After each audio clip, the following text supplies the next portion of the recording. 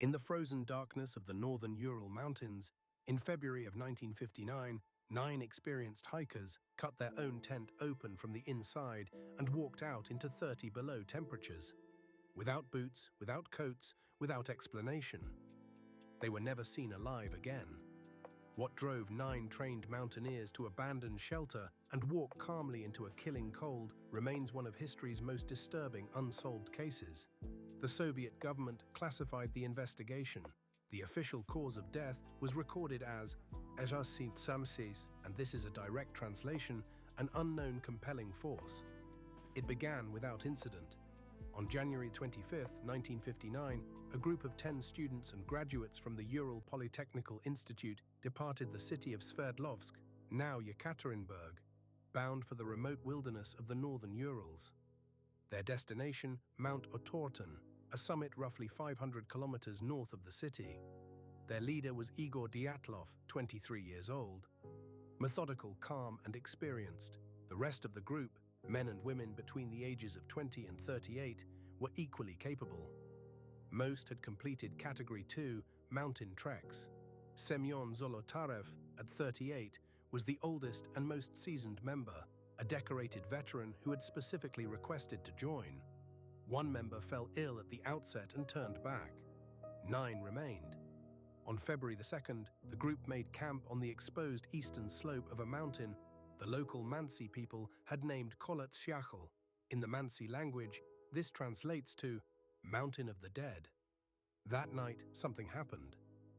When the group failed to return on schedule, a search party was dispatched. On February 26th, nearly a month after the last recorded communication, searchers found the camp on the slope of Kholat Syakhl. Abandoned, the tent had not been torn by wind or collapsed by snow. It had been cut open from the inside, sliced deliberately in multiple places by the people sheltering within it. Their belongings remained.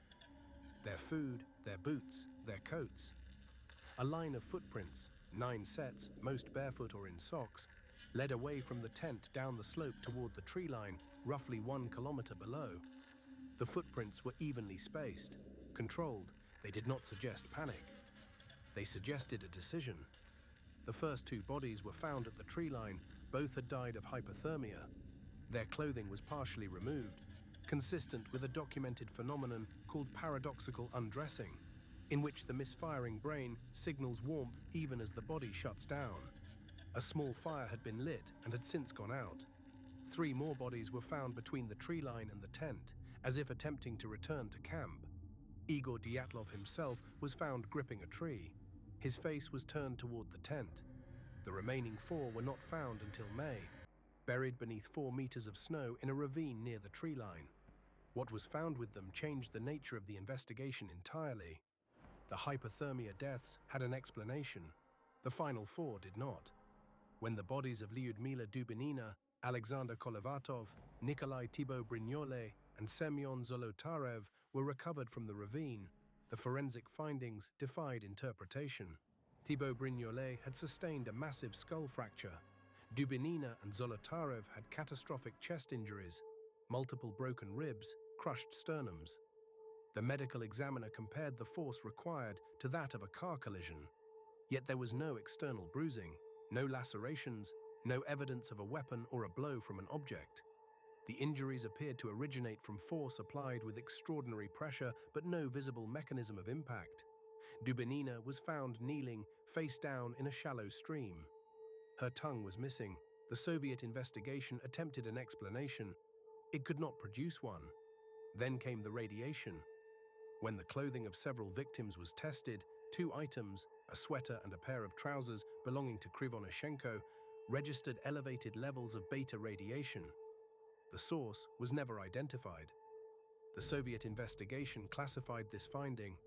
It would not be publicly acknowledged for decades. The file was sealed.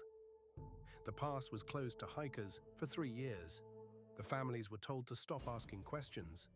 The Soviet government opened and closed the investigation within 3 months.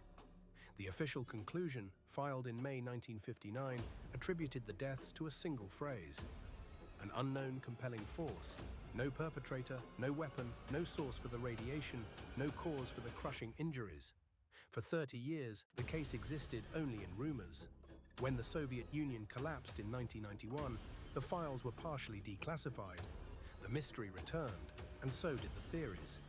The avalanche theory holds that a delayed snow slab struck the tent after the group fell asleep, forcing them to cut their way out in darkness and flee before a second collapse. The crushing injuries to the four in the ravine are consistent in some analyses with avalanche trauma. In 2021, researchers at the Swiss Federal Institute for Snow and Avalanche Research published a simulation supporting this model, but experienced searchers found no evidence of avalanche disturbance at the campsite. The footprints, evenly spaced and controlled, do not suggest a group fleeing blind panic. Nothing explains the radiation. The infrasound theory proposes that specific wind conditions in mountain terrain can generate frequencies below the threshold of human hearing. Frequencies documented to produce disorientation, paranoia, and the irrational sensation of mortal threat. The geography of Kholat Syakhl may have created exactly these conditions that night. This would explain the controlled but irrational decision to flee into -30-degree temperatures without boots or coats. It does not explain the injuries. The military testing theory points to something darker.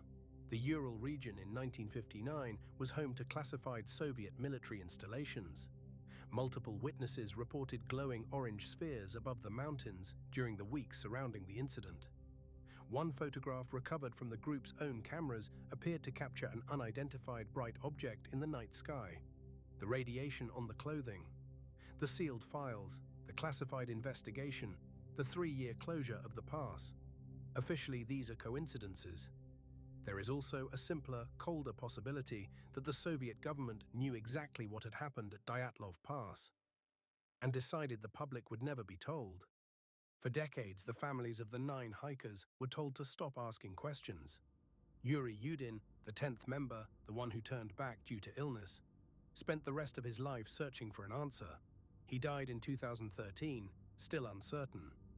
In his final recorded interviews, he said he no longer believed the official version. He did not know what to believe instead. In 2019, Russia reopened the investigation for the first time in 60 years. Their conclusion, a snow slab avalanche combined with darkness and low visibility caused the group to panic. The radiation was attributed to contamination from older camping equipment. The missing tongue, an explanation that took 60 years to produce, was attributed to natural decomposition in the stream where dubinina was found. Many of the victims' relatives rejected the findings. The case is technically closed. The questions remain technically open. 9 people entered the mountain of the dead. None of them came back. The force that drove them from their tent, rational or irrational, natural or otherwise, has never been named with certainty. The tent still exists. The photographs still exist. The case files, those that were released, still exist. What does not exist is a single explanation that answers every question. History has a way of classifying what it cannot explain. The Dyatlov Pass Incident is a reminder that classified is not the same as resolved, and that some truths, buried deep enough, begin to look exactly like lies. 9 names, 1 mountain, no official answers.